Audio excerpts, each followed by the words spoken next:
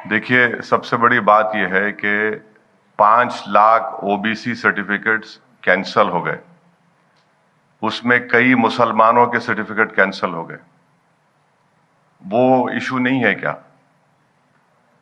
दूसरा, आप देख लीजिए कि ममता बनर्जी ने जो यहां पर कास्ट को निकाला ए से बी में और बी से ए में डाला, वो तो पूरे के पूरे मुस्लिम कास्ट थे। फिर यहां पर आप कितना नियरली 30% के करीब मुस्लिम पॉपुलेशन है। कितना गवर्नमेंट एम्प्लॉयमेंट में उनका रिप्रेजेंटेशन है? 7% है। कितने बच्चे स्कूल के बाहर हैं? कितने मुस्लिम बच्चियां ग्रेजुएशन मुकम्मल नहीं कर पा रही हैं? आप मालदा मुर्शिदाबाद जाइए, जो वर्ल्ड हेल्थ ऑर्गेनाइजेशन का जो पैरामीटर्स है, उससे बदतरीन अंडरग्राउंड पानी आर्सेनिक है। तो ये इश्यूज का डायरेक्ट कनेक्शन पॉलिटिकल लीडरशिप से है। और फिर इतने सालों से यहां की जनता ने टीएमसी को वोट दिया। आपने वोट लिया हमारा और नेता आप बन गए, लीडरशिप आपके हाथ में है, मगर आपने जमीन पर क्या किया? जमीन पर आपने क्या किया? ईद की नमाज के दिन आकर दुआ करना। इससे क्या मेरा पेट भरता? क्या इससे क्या मेरे घर में चिराग जलता? क्या मुझे मेरे बच्चों को स्कूल मिलता?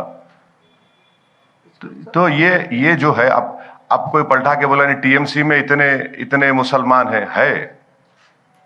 ये बेनाम की लीडरशिप है, ये नाम की लीडरशिप होगी। एक बात याद रखिए, बाबा साहेब अंबेडकर को भी आप ही की तरह जर्नलिस्ट ने सवाल किया था बाबा साहेब से कि पार्लियामेंट में तो इतना रिजर्वेशन है शेड्यूल कास्ट को, आप कौन सी लीडरशिप की बात कर रहे हैं? तो बाबा साहब ने कहा थे, हाँ है। जितने लोग जीत कर जाते हैं वो अपना मुंह कब खोलते? जब उनको अंगड़ाई लेने का है। ये फर्क है। दादा, आज आपने गठबंधन किया है बंगाल चुनाव के लिए। अगर हम सीटों की बात करें तो कितनी सीटों पर आप लोगों की बात बनी है? आप कितनी सीट पे लड़ रहे हैं और वो कितनी सीट पे लड़ेंगे? टोटल में पहले से ही आपको बोला बार बार, जो मैं 182 सीट में उम्मीदवार दूंगी।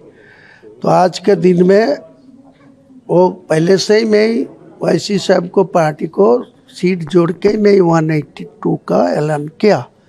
लेकिन मेरा ज़्यादा से ज़्यादा 2 दिन से पहले जो मैं 22 तारीख मेरा 147 का जो उम्मीदवार का ऐलान किया, बाद में सारे स्टेट को ज़्यादा से ज़्यादा मेरे को मेल आ रहा है, मेरे को पास डिमांड बढ़ गया जो मेरा पार्टी को उम्मीदवार और के इलेक्शन में उतर चाहिए। तो मैं क्या करूँगा? मेरा तो बनना चाहते हैं, इसलिए लग रहा है आज का दिन को जो डिमांड आया है।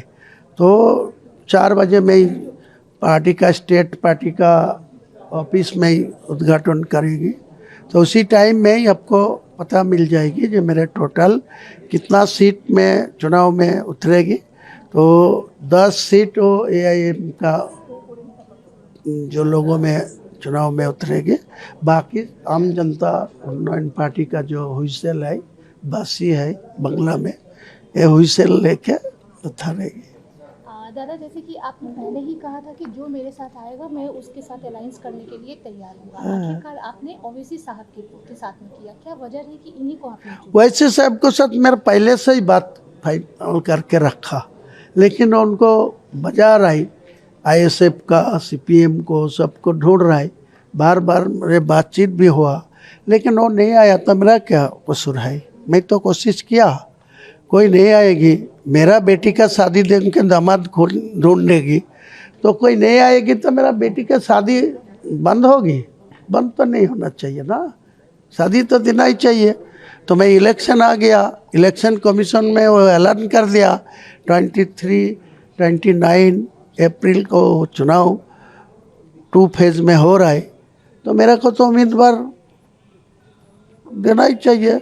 नहीं किसी के लिए तो ज़्यादा दिन वेट नहीं कर पाई, इसीलिए मैं मेरा को जो पहले से जो मेरा गठबंधन करके रखा वो आज ओपन कर दिया।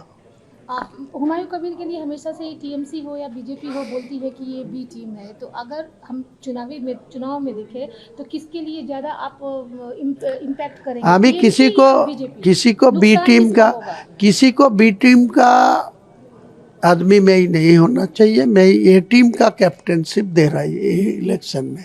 आप देख लीजिए, ज़्यादा से ज़्यादा जो मेरा उम्मीदवार खड़ा करेगी, मैं इलेक्शन को प्रचार में जो मैदान में उतरेगी तो मैं बीजेपी को खिलाफ भी आवाज़ उठाएगी, टीएमसी को खिलाफ भी आवाज़ उठाएगी। लास्ट क्वेश्चन, स्टेट में जो 30 to 34% माइनॉरिटी वोट्स हैं, आप भी एक माइनॉरिटी पार्टी को बिलोंग्स करते हैं। ममता बनर्जी की पार्टी भी ये दावा करती है कि वो मुस्लिमों के हित में काम करने वाली पार्टी है। आईएसएफ अलग है, कांग्रेस अलग है, सीपीएम अलग है, हर कोई मुस्लिम के साथ खड़ा होने वाला है। तो कितना वोट तो बैंक मुस्लिम को बढ़ेगा? पास हो, जितना हित में काम किया, 3 बार उनको मुख्यमंत्री चुनाव गया, बात खत्म हो जाने के वो दीघा में जाके उनको माला जपने के लिए बता देंगे। वो चौथा में जो आएगी ना, वो शाम तक वो दीघा चला जाएगी, कोई गवर्नर का ऑफिस में नहीं जाना चाहिए। तो आपके हिसाब से अब 3 बार हो गया, अब वो हाँ, वो खत्म। Time up. हाँ, आने वाला टाइम अब किसका रहेगा? आने वाला मैं ही आऊँगा। देख लीजिए, चौथा जो मैं आएगी 4 बजे, कितना गवर्नर को पास कौन जाएगी वो आप वेट कर लीजिए ना, उसी दिन मालूम हो जाएगा आपका। আমাদের ভিডিও ভালো লাগলে লাইক এবং শেয়ার করুন। কমেন্ট সেকশনে গিয়ে জানান আপনাদের মতামত। আরও ভিডিও পেতে আমাদের চ্যানেল সাবস্ক্রাইব করুন এবং প্রতি মুহূর্তে খবরের আপডেট পেতে প্রেস করুন বেল আইকন।